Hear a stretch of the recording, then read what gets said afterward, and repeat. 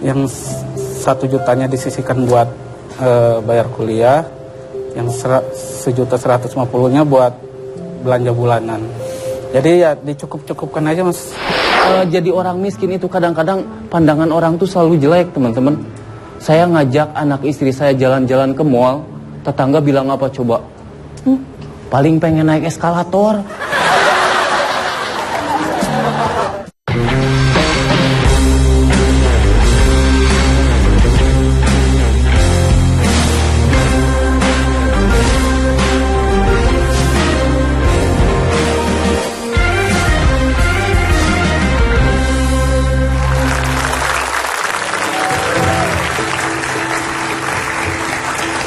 Ya baik, asisten HP-an. Kamu apa? Juru ketik apa namanya? Kamu apa?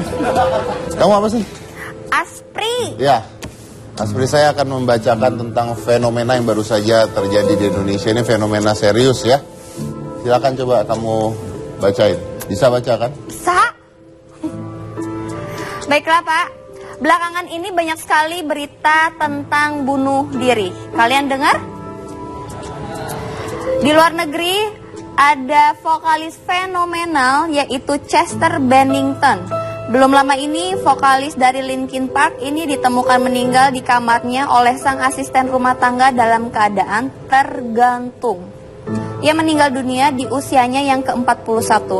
Chester selama hidupnya mengalami permasalahan adiksi terhadap alkohol dan juga obat-obatan. Dan di samping itu, ia juga belum lama ditinggalkan oleh sahabatnya yaitu Chris Cornell yang meninggal karena bunuh diri juga. Saat Chester Bennington ditemukan meninggal dunia terungkap, ya, nyanyi lagu apa itu, rock, metal, akhirnya nggak menyelesaikan apa-apa. Doesn't matter anymore at the end. Coba lagi yang lain. Saya nanti berbicara setelah semua kasus ini. Baiklah, selanjutnya terjadi kasus bunuh diri juga yang dilakukan oleh kakak beradik yang bunuh diri di Bandung pada tanggal 24 Juli. Terjadi kasus bunuh diri yang dilakukan oleh kakak beradik di Bandung dengan cara loncat dari apartemennya. Kedua kakak beradik tersebut diduga mengidap depresi berkepanjangan, terutama setelah ibundanya meninggal. Dan mereka juga sempat dirawat di panti rehabilitasi.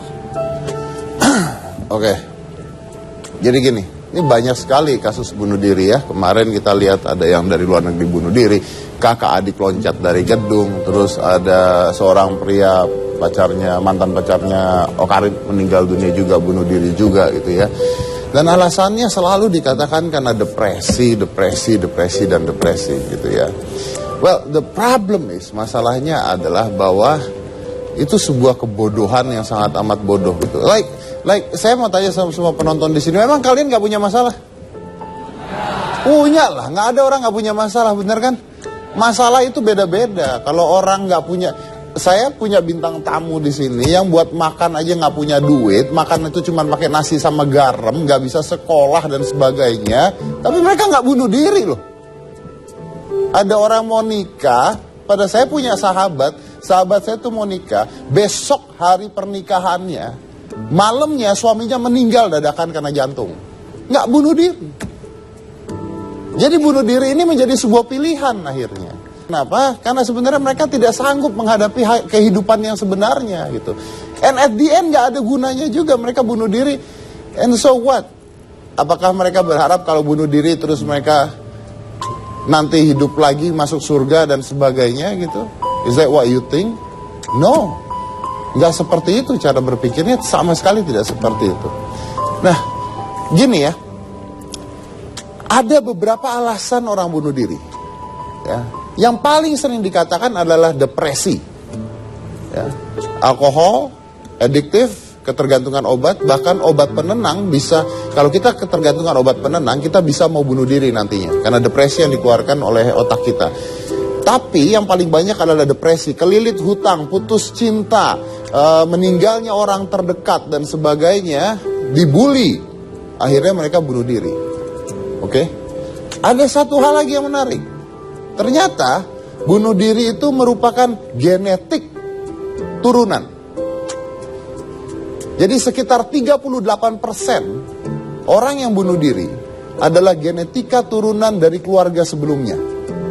Jadi kalau kakeknya atau buyutnya pernah bunuh diri, ada kemungkinan genetikanya menurun sampai dia bunuh diri. Dan itu 38% sampai 55% genetika berhubungan dengan mengapa manusia bunuh diri. Now, Anda akan berkata, kalau genetika artinya ya sudah toh mau apa? Benar kan? Karena sudah genetika. No, because the fact is genetik itu bisa dilawan. Genetika itu bisa dilawan. Pernah dengar misalnya genetika yang paling sederhana saja ya. Ayah ibunya obesitas, gemuk, gak karuan. Ya, genetik. Tapi kalau anaknya tidak menerima hal tersebut, makannya diatur, olahraganya tiap hari, melawan genetikanya berubah. Believe it or not, genetikanya berubah. Artinya genetika bisa dilawan. Ya, genetika bisa dilawan. Dan kalau Anda bisa melawan genetika, Anda bisa melawan semuanya. Jadi kalau Anda menemui teman Anda yang kecenderungannya untuk bunuh diri, Anda bisa melakukan beberapa hal. Yang pertama, do not encourage them. Ya, jangan membuat mereka lebih depresi, tapi bersikaplah proaktif. Ya, karena orang mau bunuh diri itu yakin bahwa dia itu nggak bisa ditolong lagi. Ya. Oh, udah saya mau mati nggak bisa, nggak, nothing can help me, no it's wrong. Kalau Anda tahu orang mau bunuh diri, bersikaplah proaktif.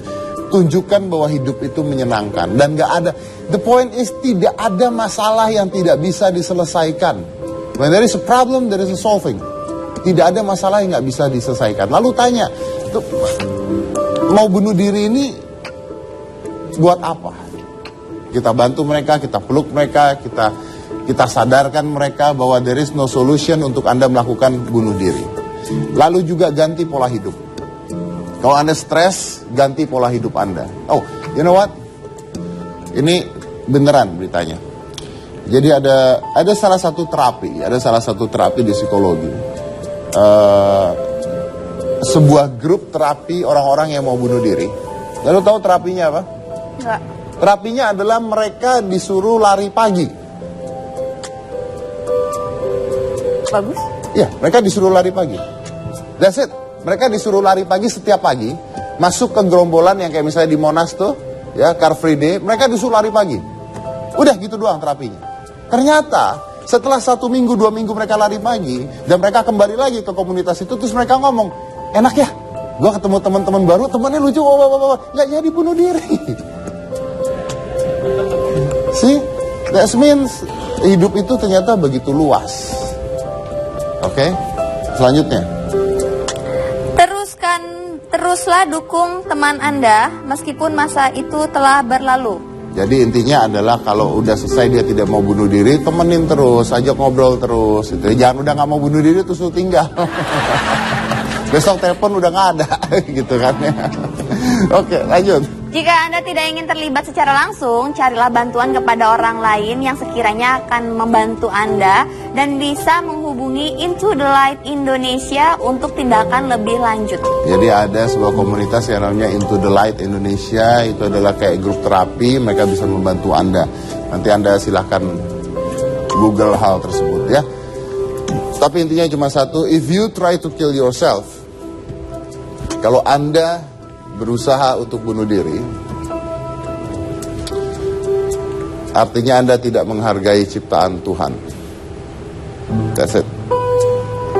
Tuhan itu menciptakan kita. Saya percaya satu hal, Tuhan itu menciptakan kita bukan memberikan apa yang kita mau. Nggak ada tuh. Saya pengen iPhone baru, turun iPhone yang nggak ada itu. Tuhan menciptakan kita dengan kebebasan. Dan justru yang diuji adalah dengan kebebasan yang kita punya, apa yang bisa kita lakukan pada diri kita dan pada orang lain di sekitar kita. Itu yang menentukan Anda nanti kemana Anda pergi. Oke. Lanjut, kalau saya nengok kamu tuh lanjut artinya.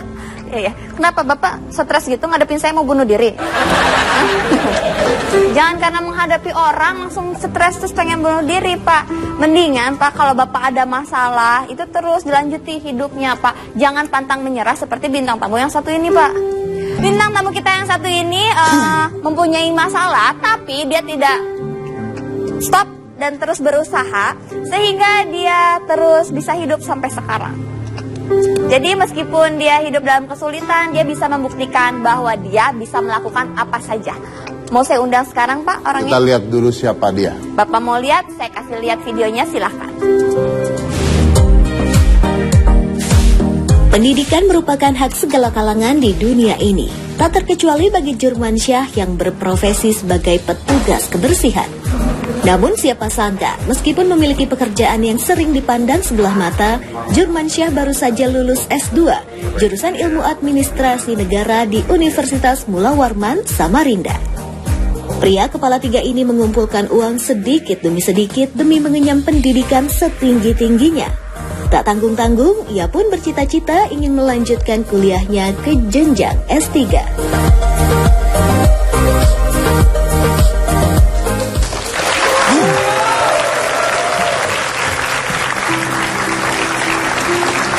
Baik,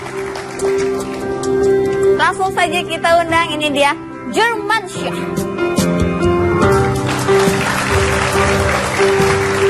Apa kabar Mas? Baik. Halo Mas Jurman. Sit down please. I Thank like you. your name. Jurmansyah. Jurmansyah. Wah, Jurmansah ya? Jurmansyah. Mas, Bahasa Inggris. Oke. Jadi Mas ini adalah seorang cleaning service tapi baru lulus S2 ya? Ya, betul sekali. S2 ya? S2. Oke, kita akan bertanya bagaimana jalan kehidupan istri satu ini. Jangan mana-mana, tetap di dalam. Saya ini kan seorang cleaning service. Kalau masuk berita, bagus nggak?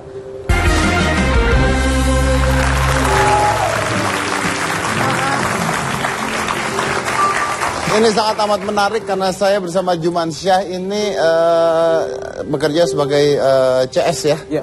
Bukan customer service tapi Bukan. CS-nya ya, cleaning service. Cleaning service. Cleaning service. Jadi tugas Anda tuh ya sebagai cleaning service aja, Ya. bersih-bersihin, ambil minum dan sebagainya gitu. Betul. Oke, tapi Anda S2. S2. Gimana ceritanya Anda S2 tapi Anda cleaning service tuh gimana ceritanya? Jadi begini. Awalnya saya masuk di tempat saya bekerja di Universitas Mula Warman. Kebetulan saya di program pasca sarjana magister ilmu administrasi negara lagi mencari seorang cleaning service. Saat itu saya sudah lulus dari kuliah S1 ilmu hukum. Anda sudah lulus S1 Ilmu hukum. ilmu hukum. Lalu Anda mau lanjut S2. Tapi saat itu saya pikir kan lagi nggak ada biaya.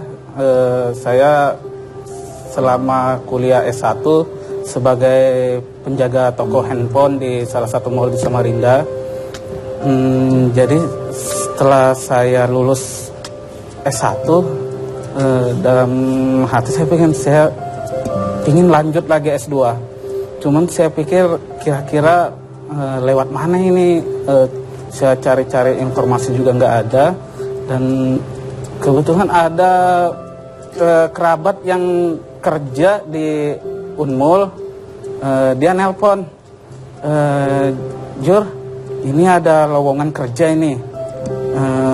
Cuman yang dicari ini bukan sarjana, tetapi ijazah SMU aja.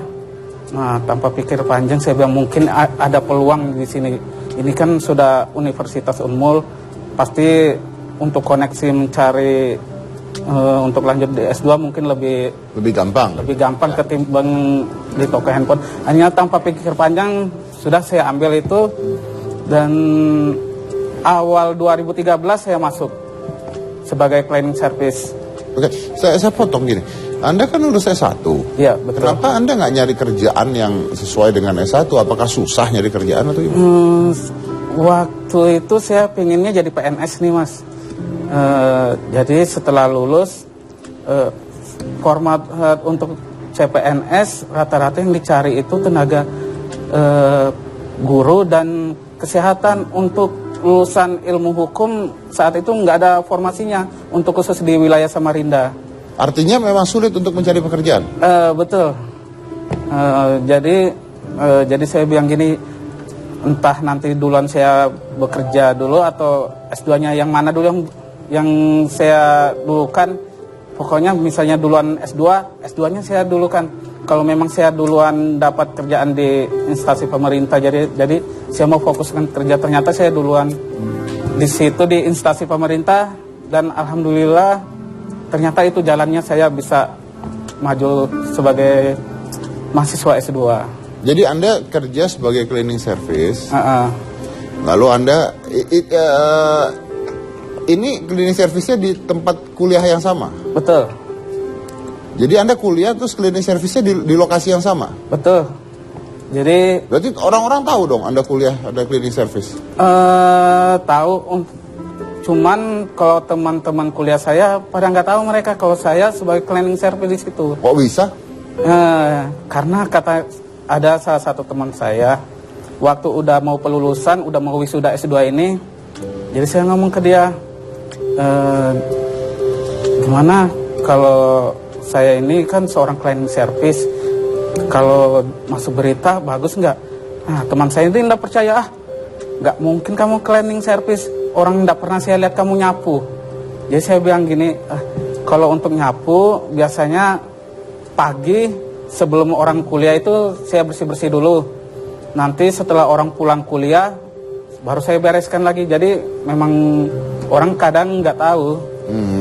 Itu kenapa kamu pengen masukin ini menjadi sebuah berita? Ya, soalnya kan hari itu saya lihat ada tukang gorengan yang sarjana hari itu. Jadi saya iseng-iseng sama teman saya. Kebetulan teman saya ini kan punya link gitu. Tapi karena dia nggak percaya, akhirnya sampai saya tunjukkan SK penempatan kerja saya sebagai tenaga kebersihan. Oke. Nah, Anda kerja sebagai cleaning service. Iya, betul. Biaya kuliah S2-nya dari sana? Jadi kebetulan ada tabungan dari counter sama sebagian gaji udah jadi cleaning service itu buat hal itu. Buat modal untuk. Jadi Anda memang nabung untuk S2 lah. Betul. Oke, sekarang Anda sudah S2. Betul. Mau kerja? Kerja selalu mau. Cita-cita pengen lihat guru dulu, pengen jadi guru. Lihat. Sudah dapat? Belum. Kenapa? Belum ada tawaran sampai sekarang. Belum ada tawaran sampai sekarang? Ya, karena untuk jadi dosen kan harus ada prosedurnya juga. Salah satunya itu harus linear. Dari S1 dan S2-nya harus linear. Kebetulan S1 saya hukum, S2-nya administrasi negara, jadi nggak linear. Maunya S2-nya saya ngambil S2 hukum juga baru bisa ikut tes dosen. Oke. Artinya Anda ngambil S1, S2, nyari kerja aja susah dong? Iya. Nah, Anda ini setelah lulus S2 ini Anda mau kerja atau mau lanjut S3? Pingin kerja, tapi tetap bisa lanjut S3. Tapi tidak jadi cleaning service lagi? Walaupun tetap cleaning service, kalau memang ada peluang, tetap aja saya ingin tetap maju, apapun pekerjaannya. Apapun pekerjaannya? Apapun pekerjaan. Anda nggak stres berpikir bahwa saya kuliah susah-susah S1, S2, nggak ada kerjaan? Bagi saya, walaupun tidak ada kerjaan, tetapi mungkin ilmu yang saya dapatkan mungkin bisa saya terapkan buat masyarakat, mungkin itu bisa lebih bermanfaat. Oke, berapa memang gajinya cleaning service di daerah Anda tuh? Untuk cleaning service saya per bulannya 2.150.000. 2.150.000 per bulannya. Per bulannya, dan itu dikumpulkan untuk membiayai? Ya. Oke, sudah beristri, punya anak? Sudah, punya anak 2. Punya anak 2. Nah, gimana caranya Anda dengan gaji 2 juta bayar kuliah, kan S2 mahal nih, gaji 2 juta, bayar kuliah, istri, anak 2. Nah, gimana caranya? Jadi dari 2.150.000 itu yang 1 jutanya disisihkan buat bayar kuliah, yang 1.150.000-nya buat belanja bulanan. Jadi ya dicukup-cukupkan aja, Mas. Katanya istri juga sedang S1. Ya, betul. Lagi dalam penyusunan skripsi juga dia. Saya dengar katanya Anda sempat jadi loper koran, jaga toko handphone, sampai jadi penyapu jalanan. Betul, Mas. Oke, ini menarik Anda memberikan inspirasi, tapi saya melihat dari sisi hal yang berbeda. Anda kecewa tidak? Maksudnya begini, Anda sebagai lulusan S1 bahkan S2, tapi ternyata nggak ada kerjaan loh di sini tuh. S1 S2 tuh gimana? Anda kecewa nggak? Untuk rasa kecewa sih enggak. Soalnya udah memang ada niat dalam hati bahwa saya lebih mementingkan pendidikan. Apapun, dalam kondisi apapun, bagi saya pendidikan itu tetap nomor satu, Mas. Pendidikan tetap nomor satu. Tapi kan pendidikan tetap nomor satu untuk Anda mendapatkan kehidupan yang layak sebenarnya. Betul. Mungkin sekarang mungkin belum, tapi suatu saat nanti pasti ada hikmahnya. Pasti percaya aja, Tuhan tidak tidur, pasti Dia akan memberikan jalan. Oke, baik. Boleh saya tahu sekarang cita-cita Anda apa nantinya? Harapan Anda apa? Harapan saya sebenarnya saya ingin jadi pengajar. Jadi pengajar. Terus pengen jadi motivator juga buat Ingin orang jadi lain. pengajar dan jadi motivator. Oke, baik. Dan terus lanjut ke S3 berarti ya? Betul. Oke. Baik, terima kasih banyak. Mudah-mudahan tercapai semua ya. Ya. Karena pasti pendidikannya sangat amat penting buat Anda. Betul, berarti, ya. betul. Terima kasih. Ya, mudah-mudahan ini bisa memberikan inspirasi yang luar biasa. Dan pantang menyerah intinya. Walaupun jadi loper koran, jadi cleaning service, tapi dia menunjukkan bahwa ya pokoknya yang penting saya terus berusaha. Karena you fail, Anda gagal ketika Anda stop. Basicnya Anda gagal ketika Anda stop. Dan dia menunjukkan bahwa dia tidak stop apapun keadaannya. Oke? Setelah ini saya akan kehadiran seorang bintang tamu. Ini adalah seorang entertainer sebenarnya ya, komika. Tapi profesi aslinya adalah kuli bangunan. Oke? Kita mau lihat kuli bangunan selucu apa sih? Setelah yang satu ini. Jangan mana-mana, tetap di Hitam Putih. Nah, anak saya tuh jarang liburan, teman-teman. Kemarin nih, saya ajak mandi bola, dia bawa handuk.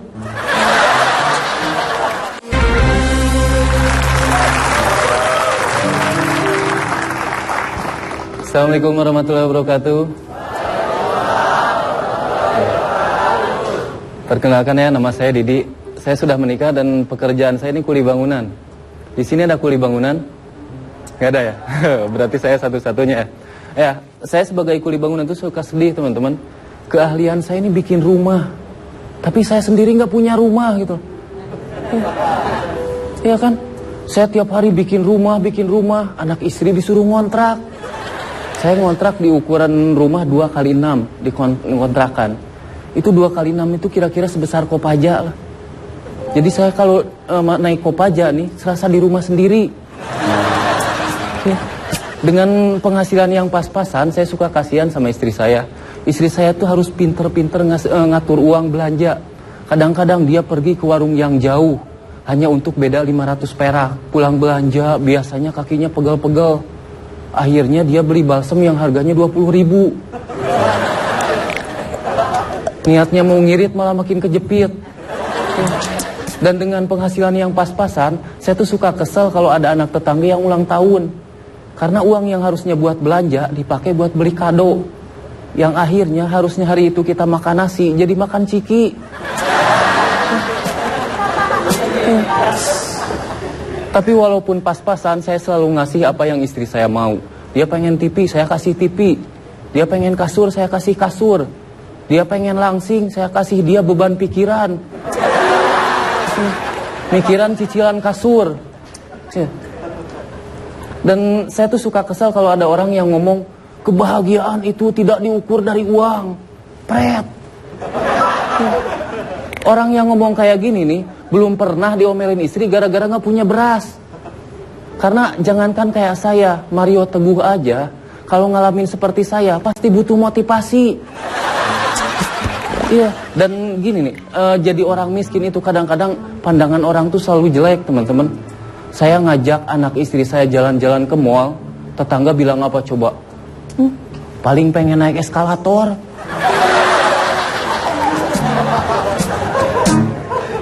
Padahal saya pengen naik lift. Saya tuh kasihan sama anak saya, teman-teman. Anak saya tuh nggak bisa kayak anak yang lain yang ngebanggain orang tuanya. Biasanya kan anak kayak gitu. Ayah, aku ingin seperti ayah, jadi dokter. Ya udah nak, kalau begitu kamu rajin belajar, biar nanti jadi dokter. Nah anak saya nggak bisa kayak gitu. Nggak mungkin anak saya bilang, ayah, aku ingin seperti ayah, jadi kuli bangunan. Ya udah nak, kalau begitu kamu berhenti sekolah. Nah anak saya tuh jarang liburan teman-teman. Kemarin nih, saya ajak mandi bola, dia bawa handuk. Istri saya sampai bilang, nah mandi bola nggak usah bawa handuk, kan udah disediain. Saya Rudi, terima kasih.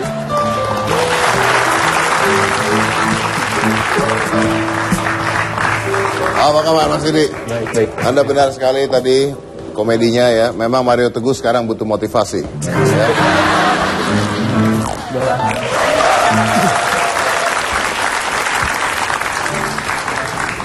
Iya. Langsung aja. Anda katanya dulu profesinya kuli bangunan. Iya. Itu masih sampai sekarang apa enggak? Sampai sekarang. Boleh contohin? Waduh. Pasang apa nih? Bongkar apa? Bongkar panggung. Kenapa sampai sekarang? Kan Anda sudah jadi seorang komika. Sekarang sih penghasilan dari stand up belum mencukupi. Belum mencukupi. Memang barusan. sebagai kuli bangunan lebih mencukupi. Bukan gitu juga sih. Pas saya ikut kompetisi itu memang saya berhenti dulu tuh jadi tukang bangunan. Nah begitu keluar memang belum dapat juga kerjaan, bangunan juga belum dapat, job-job masih sedikit lah. Oke. Tapi intinya pertanyaan saya adalah apakah saat ini Anda masih menjadi kuli bangunan? Masih, kalau ada yang nawarin pasti. Terus Anda katanya jadi kuli bangunan sejak kecil? Enggak sejak kecil juga.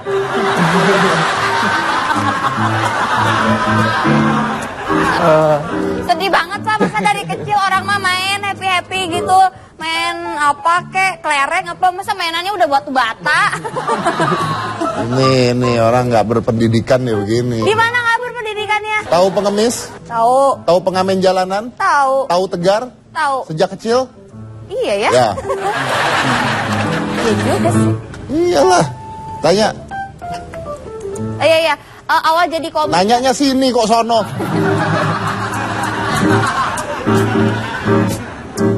Awal menjadi komika malu mengakui kalau Kang Didi ini adalah seorang kuli bangunan. Ya, pas ikut komunitas itu saya nggak ngaku sebagai kuli bangunan. Jadi ya memang malu sih, bukan jangankan untuk stand up, untuk datang ke komunitas, untuk datang ke KP aja malu itu waktu pertama itu. Karena jarang banget ada kuli bangunan masuk KP gitu. Ya. Tapi Anda sekolah sampai? SMK sih. Sampai SMK? SMK. Oke, kenapa sekolah SMK jadi kuli bangunan? Dulu sempat kerja di pabrik juga, sempat sekitar 2 tahun begitu keluar sekolah. Tapi memang mungkin lingkungan di sayanya sih, saya keluarga, kakek, bapak juga, saudara kuli bangunan. Jadi menurut saya dulu nyari uang yang gampang itu ya kuli bangunan dulu di kampung. Jadi ketika kita nggak dapat kerjaan yang kita inginkan ya pelariannya kuli bangunan. Iya. Gitu. Jadi akhirnya jadi kuli bangunan ya. Oke, nah di karir Anda sekarang ini saya mau tanya. Itu kira-kira saya punya kamar tuh kalau dicat lebih baik pakai cat apa itu? Pak, jangan nanya tentang itu. Dia sebagai bintang tamu, sebagai talent, bukan sebagai kuli bangunan. Ngapa jadi nanya-nanya tentang bangunan rumah? Ya kan 2 hal, bisa 2 hal. Oh, Oke. gitu. Tapi akhirnya sekarang jadi komika. Kenapa jadi komika? Kenapa nggak jadi penyanyi contohnya? Penyanyi mungkin ya karena saya nggak mumpuni suaranya, Pak. Nggak bisa, ya suara saya nggak pantas jadi penyanyi mungkin. Tapi kalau misalnya jadi komika, saya tuh senang nulis ketika ketika tahu bahwa stand up itu ngarang sendiri ceritanya, dan baru saya tertarik di situ. Jadi ketertarikan saya di stand up itu gara-gara saya senang nulis. Anda suka nulis? Iya. Nulis apa? Lebih ke ngarang sih. Karya juga belum ada sih dari kesukaan itu, cuman Nggak, maksudnya sejak kecil Anda suka nulis? Iya. Sejak kecil? yes. Itu belajar namanya kalau juga. Ada ceritanya loh Pak, dia tuh maksudnya tuh kalau nulis itu bercerita gitu, menjadi sebuah materi gitu ya? Ya kayak gitu sih, kayak misalnya lagi main kemana kalau suka saya tulis gitu. Anda main kemana aja Anda tulis? Enggak juga. Oh kayak Dear Diary gitu-gitu. Semacam gitu sih kali. Oh ya. Dan Pak, setelah dia menjadi komikan, dia tuh selalu membawa bahasan materi-materi tentang kemiskinan. Bangga ya? Enggak juga sih Kak, karena kesedihan kita tuh menurut orang Lucu. Iya sih ya. Iya Itu sih, jadi- katanya Charlie Chaplin, kalau di close up jadi sedih, kalau di long shot jadi lucu kan, kayak gitu kan intinya kan. Katanya gara-gara materi Anda sampai dapat gratis ke Dufan. Ya, Soalnya dulu Anda nggak bisa ke Dufan. Bener? bener. Dulu kalau ke Dufan, anak-anak mau ke Dufan gimana? Ya nyari alasan aja. Jadi kalau misalnya anak pengen ke Dufan ya gimana kayak alasannya, Jakarta banjir atau apalah. Supaya nggak ke Dufan. Iya. Oh, katanya selain bilang banyak alasan juga diajak ke warnet anaknya. Nah. Buat gimana?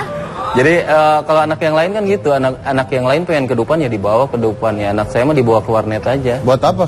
Ya biar ngelihat Dufan.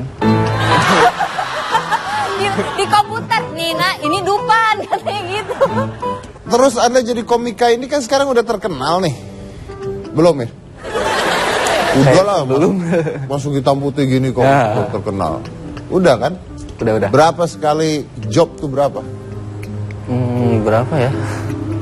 Kayaknya nggak enak deh nyeritainnya, Pak. Jujur aja karena mau kita palak abis ini.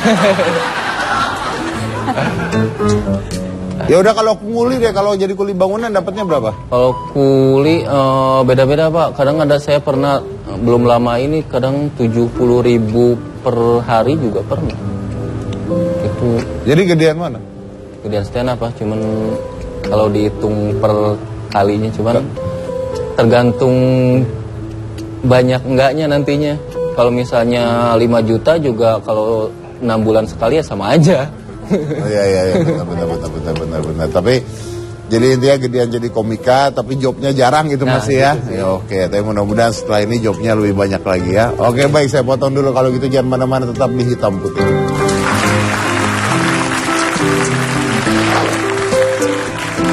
Orang yang berpendidikan itu bisa menempatkan dirinya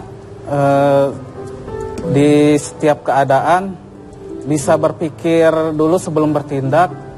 Sedangkan orang yang tidak berpendidikan mungkin lebih mengedepankan egonya.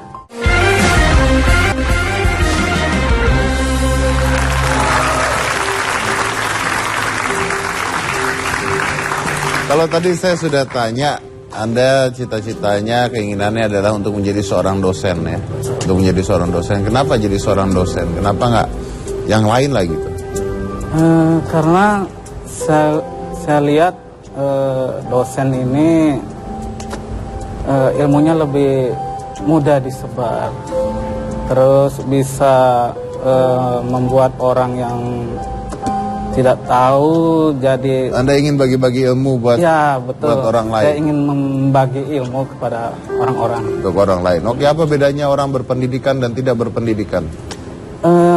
Orang yang berpendidikan itu bisa menempatkan dirinya di setiap keadaan, bisa berpikir dulu sebelum bertindak.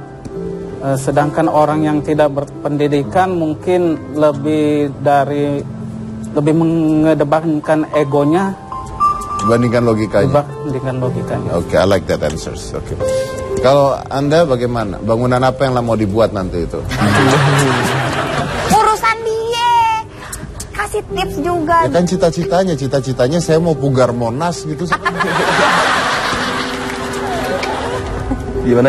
Cita-citanya. Cita-cita kalau untuk stand up sih awalnya sih hobi, tapi kalau misalnya hobi itu bisa memenuhi kebutuhan keluarga ya pengennya di stand up dapat penghasilan.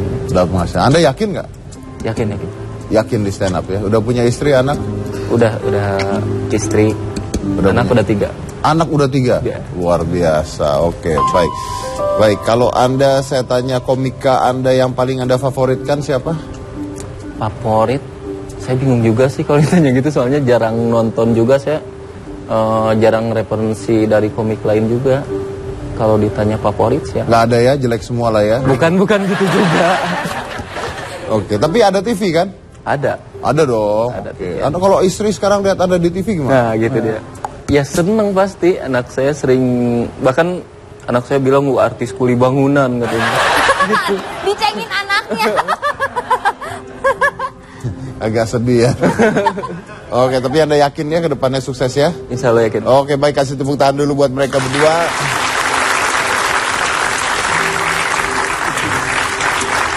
Mereka ini contoh yang menarik karena kalau saya bilang hidup mereka sekarang sukses, sebelumnya sebenarnya belum. Karena mereka sekarang sedang mengejar kesuksesan tersebut. Betul. Tapi yang menarik dan yang menjadi inspirasi adalah bahwa bagaimana caranya mereka tidak berhenti dan tidak menyerah, ya kan?